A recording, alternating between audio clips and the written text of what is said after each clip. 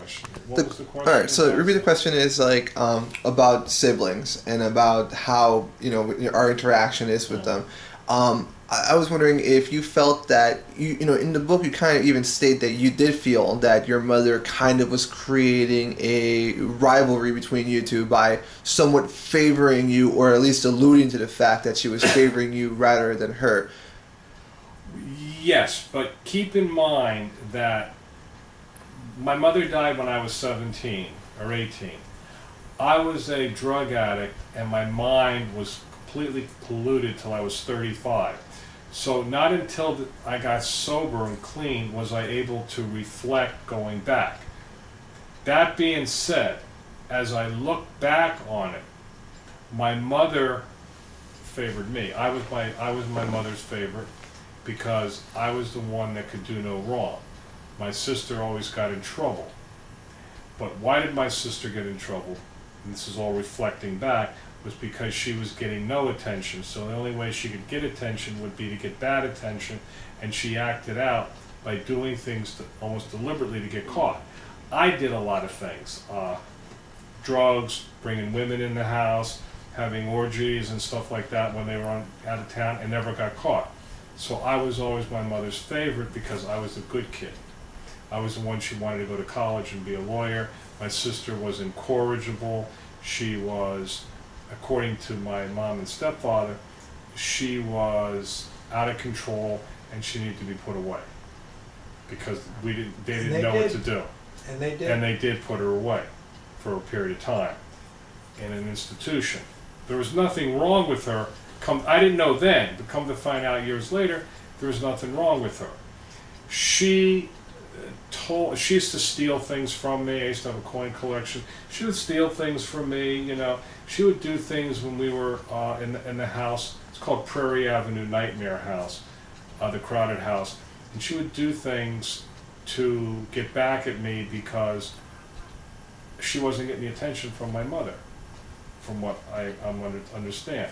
And so I didn't like her, I didn't include her in anything, I didn't protect her, didn't stand up for her, didn't stick up for her. Because the bottom line is I was on my own. I had no supervision. All I wanted to do was get high, get stoned, and get laid. And that's it. Period. So she was resentful of, in her mind, and what she said to me later years is, I looked up to you as the brother I wanted to have but never had. And she never could get over the fact, with $1 million worth of therapy, because she was a very big proponent of psychotherapy or group therapy to heal your soul, that she was not the favorite child. And there was nothing I can do. I didn't do anything to make myself the favorite child. I was just who I was. I was just another kid, wild, with no supervision, and I had a sister who was a pain in the ass. That was it. So I knew nothing. And so over the years she continually tried to reconcile with me, and not really until the time I got clean. Because, not to reiterate, but when you did as many drugs as I did, your mind's like a whole different person. You don't remember, you don't think, no feelings, nothing. Once I got clean, she tried to reconcile with me, and there was times when we got along. But then she always falls back into this hole of, well, you were mom's favorite, and you did nothing to help me. And so on and so on and so on. Meanwhile, she had the good life. She married a guy. He came from money, so she moved out to Oregon. They were farmers. They had a good life, and so on and so forth. She came back to Miami, and I was always struggling. I had no money, and I was a full-blown drug addict. I was totally on my own. So she had the good life, but she always had this resentment. And there's nothing I can do to change it. It's impossible. There's no physical way I can do. I can't change the past. I can only accept it and move on. And in recovery, they teach you that, and that's the mentality that I used. I mean, I got myself in trouble, as you read in the book. It's caused me problems, but it is what it is. I accepted it, I work around it, and move on. She can't.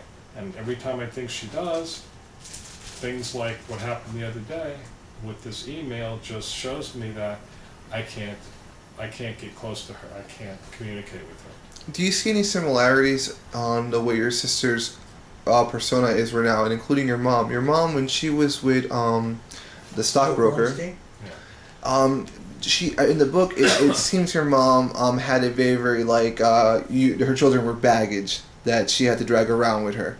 It's the impression that I get that you felt in your book, or at least in your writing sense, because like you said, she would take off and she would leave her teenage kids alone in the home and everything. And do you think that in a way your sister, is kind of almost having the same life, which is where I would go back to Gloria and the fact that Beverly decided, like, okay, I'm just gonna live my life and make the best of it and make choices that are what's best for her at the moment, and with little or no care to how her children's well-being and mental health would be. Do you feel that your sister is kind of repeating this cycle? I'm only asking this because it's something that you're both have, sisters, and you have a very edgy relationship with them. So do you ever factor in that, like, maybe, everything that's happened and stuff is, once again, communication? Maybe it's just that she does want her big brother there, but she's created such a wall to defend herself that she keeps going back and forth on this wall. I mean, maybe I'm explaining it right. Let me try again. I hear what you're saying. I mean, do you feel like it's like you haven't done enough, or do you feel that you yourself, don't even know how to break through this wall and tell her how you feel and how you care about her, for her to actually get it and understand it, because she's already built up this is who my brother is, not who he really is kind of situation? You're really intuitive. Good question. You really are. Excellent questions. I mean, really excellent questions. I don't know if I don't like my sister, or I know I don't want to have anything to do with her because I don't like who she is. Do you not want to have anything to do with her, not because you don't like who she is, but the way that she's more or less shown herself to be to you, at least? Because with Gloria, you have a different relationship with Susan, right? Very different. Susan and I get along like two peas in a pod. Do you find, when you hear this part of the relationship, are you just like blown away by it? I understand what a lot of what Steven says, because Susan has ways about her that are very, very abrasive. The way she drives, the way she cusses, her loud mouth. Do you see your sister in her? Do you see Beverly? Not really. No. Not really. Where Susan will go out of her way to do things, Beverly just did nothing. She went out of her way for Beverly. As far as the kids were concerned, she didn't even know she had kids. Susan, how do I say this? Annoying is not a good word. I can't think of what's more important than annoying. I don't like being around Susan because she's extremely loud. Her volume of her voice is loud. She's a constantly, what's the word when you repeat something? Obsessive compulsive about smoking. I mean, excessive. Her driving skills are enough to get you killed. It's almost like she's showing off. She's always trying to brag. She's always bragging about material things. One of the main things that I don't like about her is everything about her is money and material things and what can I buy, and it's a subject of money and what can I buy. There's no depth to her as far as a conversation, and if there is, it goes back to childhood. And then it's the same thing again. I was the favorite son. And I can't convince her that I had nothing to do with my mother liking me better than you. I was 17 when she died. She was 41, my mother. What do I know? So my sister can't get past this barrier. And I just don't enjoy being with her. I just don't enjoy talking to her. I don't have anything in common with her. I love her, and if she needed me for something in an emergency, I would be there. But rather just, by not communicating with her is the best relationship we have. And when I reach out, it's always throws back in my face, because it always goes back to the area in life where I can't do a thing about. When you speak Can't of change history. yeah, when you speak of your sister, I mean, I can tell there's a lot of love in your voice and a lot of regret. It comes across you. It seems like, I mean, did you ever have any of those kind of feelings when applied to your mom when you were growing up, or were you think you struggled so badly that you numbed yourself that you've never have you reflected upon it?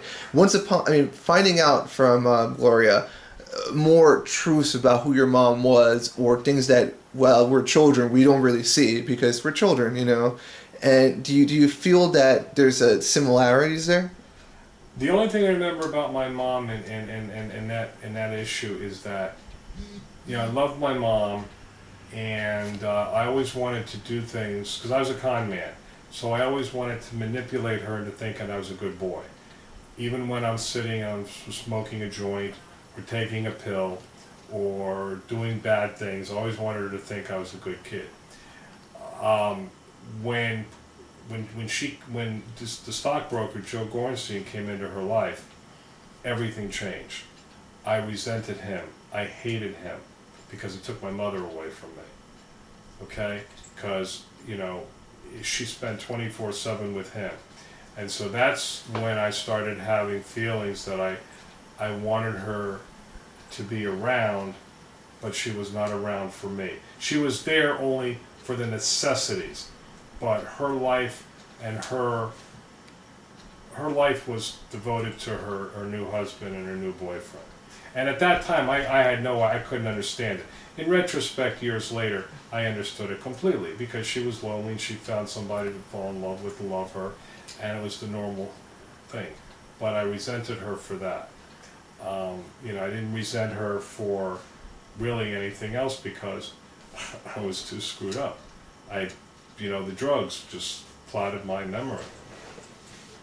And I think I can attest to that, because he was 13 when his grandfather died. And I know I asked him the other day, he doesn't remember his grandfather. He was 13 when he died. They lived in the same house, and he doesn't remember his grandfather. I remember him sitting in a chair, smoking a cigar. I remember the house. I remember sitting there, no air conditioning on, it was hot as hell. I remember the hurricanes that came blowing in. I remember the superficial shit. Yeah, it's true. But I don't remember anything emotional. I don't remember anything in the house other than the normal level of conversation was above yelling. In your book, you go very into detail about your relationship with your mother, your grandmother, and even your aunt. But there are very few in between mentions of your grandfather. In fact, I don't think you really mentioned your grandfather until his funeral. Yeah. And I can imagine that's what must have been so impactful about how in his book he talks great lengths about enjoying his time with you and your wife and your kids, and and of course once that was cut off and you lost that, it seems that even in your book it takes a very dark turn. You spiral into misery, so to speak. A lot of that was cut off too when Cookie and I got divorced. The relationship that Steven had with us all in the Cookie life was one thing. But then when I married this bitch that I married, things were different. So Steven couldn't have spent too much time in that other house, because that was a house from hell. And those two stepkids of mine were from hell. But even Shirley, I couldn't see ever saying to Steven, don't call her. That somebody one of my wives had said to you, "Don't ever call her again"? Because you never mentioned that to me. I never heard that until just today. Yeah, in the book. In the book, I remember that I. Not only did she say, "Don't ever call here again," she was very hostile from your memory of it in the book. She informed you that you were not ever going to see your uncle again and that you were forbidden to call. In fact, she used the word forbidden in your book. You use it. Yeah. I never heard a damn thing about that until today. I think that's what I mean, I try to remember by my memory as best as possible. Because you never mentioned that to me at all the times that we talked. Because it wasn't a big issue. I mean, It's a very big issue. It is a big issue. It's a very big it's the biggest issue. In fact, that's where a lot of the abandonment, including in your book, really starts. You go into a different direction after that. You despise your uncle. In fact, after that in the book, well, again, the memory, and remember, this took a lot of remembering, and I was being helped write the book. Gloria knows the woman that helped me write it. It was from my memory. Now, my memory, now that I'm sober, is crystal clear. But again, my memory then was twisted. Because the only thing I remember about my childhood was, as far as the crowded house, like I remember there was a scene in there, I think I might have mentioned, where food was at a premium. It was, there wasn't enough food to eat all the time. Now, Gloria might think it's different, but I remember that the dinner table in the kitchen, there wasn't enough food, and I was forced to eat certain things as punishment because I didn't clean my plate because we were short on food. This is what I remember. Who would be pushing you to eat? Probably my mother. Yeah. Forcing me to eat lima beans or Brussels sprouts because there was a limited amount of food, and there was always arguing about the amount of money, the fact that there's not enough money, and that keep in mind my mother worked in the morning at a condominium, a receptionist, and came home at night, went into her room, took her alcohol, and drank herself to sleep.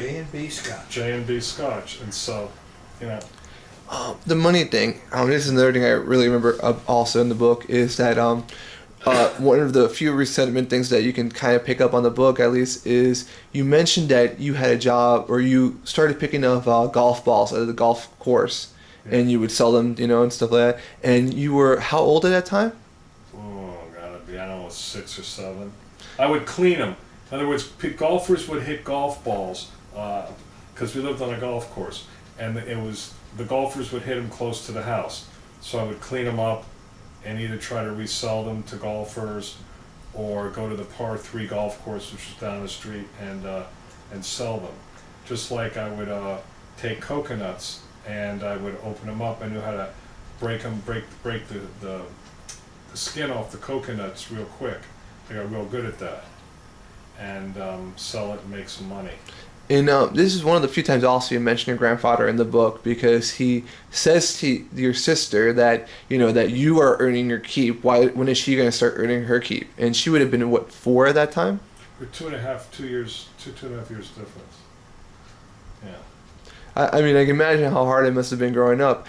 Your father, when you grew up, was he very strict and hard on you and Beverly? Oh, no. He gave Beverly everything and anything he wanted. I never asked him for anything because I always did it on my own. But he would give me anything I would have asked. But for Steven to call up my house and to be told, "Don't ever call here again. You'll never hear from your uncle again." I mean, this had to hurt him to the quick. And how come I never heard anything about this in all these years back and forth with this book? Because it was never really, there was like first of all, this point is? I don't know. You can read the book. I email it to you. You can read it. But it's not a big issue anymore. I mean, it sure as hell was at the time. But yeah, but that's 30, 40, that's 40 years ago. As I read it, it hurt me. It hurt. I read that and I could feel your pain. I hurt for him now. I remember when I was, I remember that one of the things I used to look forward to, I don't know if it was in the book, but is that either my uncle would pick me up and take me to his junkyard on Saturday, and or he would take me and then we'd go out to eat with his buddies at this diner called Miramar Diner, and then I'd go to his junkyard and he would show me showed me how to take door handles off of the car door and take glass off, or how to cut glass, to conform it. Just how to dismantle a car, little stuff. And it was stuff that meant the world to me because there was somebody showing attention to me. Kind of like, you had the same thing, rather than just give you money, here, do it. Or he'd have somebody else show me, but it would take an interest in me. And then it stopped when his wife said, don't call anymore. And I guess that's when they were going through their legal issues, and she was probably trying to separate. But I had no idea. How could you? You're a child. Yeah. Cookie, you think? Yeah, it was Cookie. This was Cookie. Had it been. It was, it surely wasn't even I part of your know, life. I know. And Your first wife, with your 2 sons, your second wife, how old was Stephen by the time you got together with your second wife? Because I know that you had a second wife and you mentioned her, and I've seen the video where they have a surprise party. Yeah. And you're much older, of course, in this video. You look like you're about your 20s? it was around 1987. So 52, 67, 82, 35. I think I was just got clean out of rehab, or was probably just coming out of rehab at the time, because I think it was 1987. It was Shirley's party, for her birthday party. Was it 87? Yeah, and I believe that's what the tape said, 87. So it was with 35. But my life is simply like, when I tell people about my life, I have 2 segments, BD and AD, before drugs and after drugs. And before drugs was 35 and beyond, and after drugs is 35 to the present time. So whatever happened to me then, in my family, it's long been decided, and it's not an issue, because it's been resolved. Up until the time my sister gave me that phone call that Uncle Butch is dead or gone, it was never an issue ever to reconcile with my uncle, because it was predetermined in my mind that what my mother said was the truth. And she was dead, so I couldn't ask her to clarify, and I had no reason to doubt her, because he never did anything to show me otherwise. But then he never knew that I had this resentment. Let me ask you, I'm sorry to keep going back to the same thing, Sure. but it is, like you said, a very important kind of thing. Do you remember why it was that you called Butch that day? I have no idea. Called Butch that day at his house? Mm-hmm. He could have called, how are you, Yeah. what's going on, anything. Am I going to be picked up, or are you going to come over to the house? No, there was actually a very particular reason that you called him up. And it was because you were going through something so traumatic that it was the first time in the book even you mentioned that. It's his book. He reads the book on his cell phone. When you say your Susan calls and says Uncle Butch is dead, your response was fantastic. Maybe now I can have some peace. I'm sure that was a lot of like anger and stuff talking, but I mean, you had so much resentment and stuff. Did you feel that at a time that that it was like holding you back? Because I mean, I know resentment for different people can affect them psychologically in a different way, but did it affect you in other relationships? Were you able to get close to other people? Had nothing to do with other people. Nothing to do? No. It didn't affect me in any relationship at all. Just with Butch. When you called, it's right here. I have it actually had it stopped somewhere. When you called your uncle that day, it was because you had just gone through something really traumatic, and there was like actually a really big reason you called. I would love to be able to just find it easily. And it's funny because after that thing, it clicked in my head that there was something I wanted to ask you about that. How you could never have brought that up to me. What was in it? all these years we've been talking about. Oh, I'm this sure thing. there's probably 100 things that God, if I think but about. that is so important. Well, I mean, not to me it isn't. I mean, It is to me. It is to me. You got you on hold with the tape? Oh no, I was recording. What happened here? Was I there at the bar mitzvah? I don't remember. It says that you didn't show up. In fact, it says here that only you, Susan, your mom, and her husband were there, and there was a bunch of food laid out and very catered party, and you thought it was all for you, and you finally were gonna have like this big showdown and have people over, but it wasn't for you. They took you out to lunch, where they basically tell you that now you're a man, it's time for you to start earning your keep around the Wait a minute, house. you were bar mitzvah in '65. Yeah. Before We'll celebrate at a party at Doral. Not for sure. I don't recall. So what happened, what I remember is that I was bar mitzvahed with another person, and the other person, obviously his family was well-to-do. So I was told that I was going to have a party. They were going to give me a party at the Doral Beach, the Starlight Roof of the Doral Hotel. yeah. Joe was preparing something, and I thought it was going to be a big surprise party. You know, because remember, I was very jealous of everybody Wait a because minute, they Joe? Joe and Beverly. Well, wait a minute. At the time you were bar mitzvah, Joe was in Beverly's life. oh, they were dating. Yeah, they were dating. They were dating. So